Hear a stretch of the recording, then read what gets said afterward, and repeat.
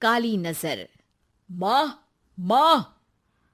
अरे क्या माँ माँ कर रहा है? बकरी का बच्चा है क्या? अरे माँ, मजाक छोड़ो। मुझे फाइनली वो मेन चौराहे वाली दुकान मिल गई है। अब देखना, आपका बेटा दुगनी स्पीड से पैसा कमाएगा। ओफो, ये क्या? मेरी ऑनलाइन मेकअप क्लास चल रही है। इतनी जोर से क्यों बोल रहे हो आप दोनों? अरे मेरी धर्म पत्नी जी, मेकअप क्लास बाद में करना।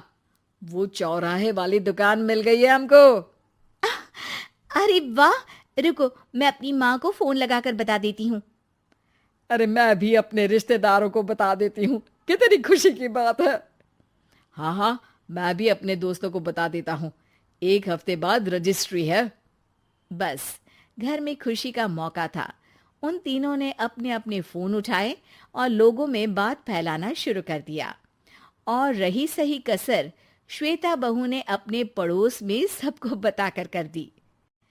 अरे वर्मा आंटी, अब हम भी जल्दी कार ले लेंगे। घर का रेनोवेशन होगा और ठाट से रहेंगे हम भी। अरे, ऐसा क्या हुआ? लॉटरी बाटरी लग गई है क्या? अरे, इस बार चौराहे वाली मॉल में हमको भी दुकान मिल गई है। दुकान नंबर 21, जो एकदम चौराहे पर है। अब ग्राहक बढ़ेंगे तो आमदनी भी बढ़ेगी ही ना। अरे वाह, कितनी खुशी की बात है। मैं बहुत खुश हूँ तुम्हें इतना खुश देख के। बाकी एक बात कहूँ, सबको मत बताते फिरना। किसी की नजर लग जाएगी तो खुशी की खबर वापस लौट जाएगी। हैं? ऐसे थोड़ी ना होता है। अब डरा रही हो। अरे सही कह रही हूँ। काली नजर कहते हैं इस चीज को, जब आप किसी को कुछ बताओ और वो काम बिगड़ जाए। अरे लेकिन मैं तो। तुमने सबको बता दिया ना? हाँ, फोन लगा लगा के। अब बच के रहना। काली नजर बड़ी खतरनाक होती है। श्वेता इतनी खुश रहती है कि वो वर्मा आंटी की बात पर ध्यान ही नहीं देती, जबकि पड़ोस में और भी लोगों से खुशी की खबर शेयर करती रहती है। अगले दिन राजेश बहुत दुखी होकर घर आता है। अरे बेटा, क्या हुआ? मुंह क्यों सूजा हुआ है? मधुमक्खी ने काट लिया क्या? माँ, वो दुकान किसी और के पास चली गई। किसी ने ज्यादा भाव लगा दिया। अरे पर बात तो आपसे हुई थी ना उस दुकान वाले की। हाँ, आज मैं टोकन अमाउंट देने गया था, तब मुझे पता चला। कोई आकर सुबह मुझसे पहले ही ज्यादा अमाउंट दे गया। हम्म, काली नजर। क्या? क्या कहा? वर्मा आंटी ने समझाया था कि किसी को बताना मत, वरना काली नजर लग जाएगी। अच्छा, तुम्हें उनकी बात मान लेनी चाहिए थी। उनकी बात मान लेती, लेकिन उसके पहले ही सबको बता चुके थे ना हम तीनों। अरे अगली बार से ध्यान रखेंगे।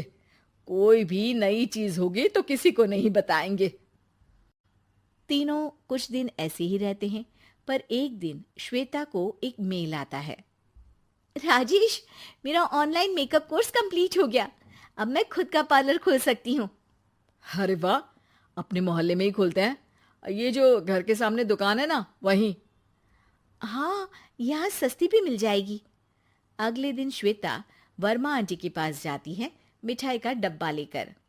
अरे आओ आओ, कैसे आना हुआ? जोर से नहीं बोलूंगी। वो सामने वाली दुकान है ना, वहां मैं अपनी पार्लर की दुकान खोलने वाली हूँ। उसकी मिठाई है। अरे वाह, बहुत बधाई हो तुमको। हाँ, मैं कमाने लगूंगी तो राजेश पर पूरे घर का बोझ नहीं रहेगा ना आंटी जी। ये तो है। पर ये बता कि तूने ये बात किसी और को तो नहीं बताई ना? अरे नहीं नहीं, पिछली बार गलती कर दी थी। काली नजर लगी किसी की और राजेश के हाथ से वो दुकान चली गई थी।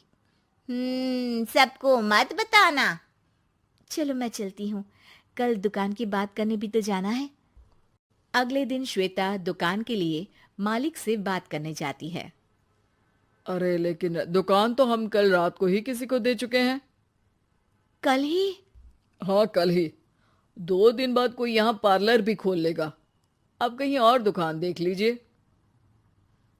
अरे पर हमको भी तो पार्लर ही खोलना था। हाँ भाई, एक ही दुकान है, आधी आधी तो नहीं दे सकता ना मैं। राजेश और श्वेता घर पर हताश होकर आ जाते हैं। इस बार तो किसी को बताया भी नहीं था, अब किसकी काली नजर लग सकती है।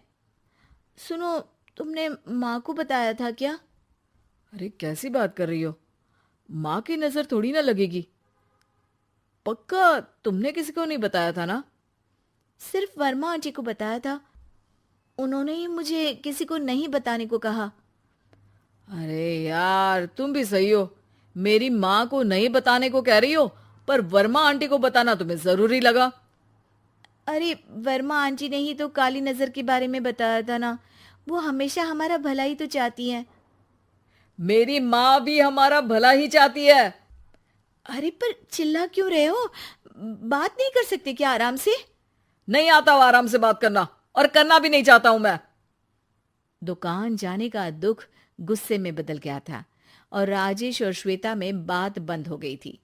2 दिन बाद मोहल्ले में पार्लर का इनॉग्रेशन हुआ, जिसमें मोहल्ले के सभी लोगों को बुलाया गया, पर श्वेता, राजेश और माँ नहीं जाते। माँ, अंदर आ जाओ, क्या देख रही हो? अरे नया पार्लर देख रही हूं अपने आंगन से। देखो, माँ को दूसरे का सुख देखने में कितना मजा आ रहा है, मेरा दुख नहीं दिख रहा इन्हें। यहाँ मेरा पार्लर भी तो हो सकता था। अरे चुप रहो यार, हर बात में लड़ाई क्यों ढूंढ रही हो? राजेश और श्वेता फिर बहस करने लगते थे। तभी माँ ने दोनों को बाहर बुलाया। अरे जरा देखो तो, दुकान चलाने वाले का बोर्ड पर नाम क्या लिखा है? श्रुति वर्मा। गाड़ी निकाले बेटा, हमें कहीं जाना है। काली नजर का इलाज कराने? राजेश अपनी बाइक निकालता है। तीनों ट्रिपलिंग कर रहे हैं। माँ राजेश को उस मॉल वाली दुकान पर लेकर जाती है जहां राजेश अपनी दुकान खोलने वाला था। यही दुकान लेना चाहता था ना तू? हाँ, पर इनको भी दुखी करने लेकर आई हो क्या यहाँ पर दुकान दिखाकर? वहां काफी नहीं था?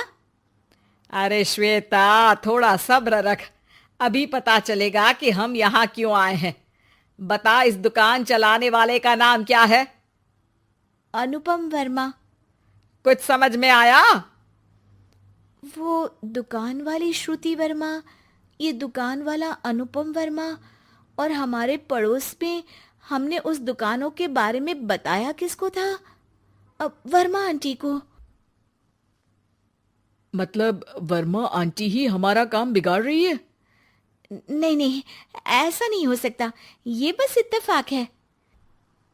राजेश अपना फोन निकालता है और श्रुति वर्मा और अनुपम वर्मा के नाम फेसबुक पर सर्च करता है, जहां ये दोनों ही वर्मा आंटी के रिश्तेदार होते हैं। श्वेता को समझ में आ जाता है कि वर्मा आंटी की ही नजर खाली नजर है। अब क्या करना है? कोई भी खुशी की खबर हो तो काली नजर से बचना है, यानी वर्मा आंटी से बचना है। अरे पर मुझे ये समझ में नहीं आया कि वो हमारे साथ ऐसा क्यों करेंगी। अरे बेटा, एक सीख है, दूर के आदमी को आपकी तरक्की से कम परेशानी होगी, पड़ोसी को ज्यादा। दोनों माँ की बात में हामी भरते हैं और अगला काम चुपचाप करने की कसम खाते हैं, ताकि आगे से वर्मा आंटी कोई काम ना बिगाड़ सके।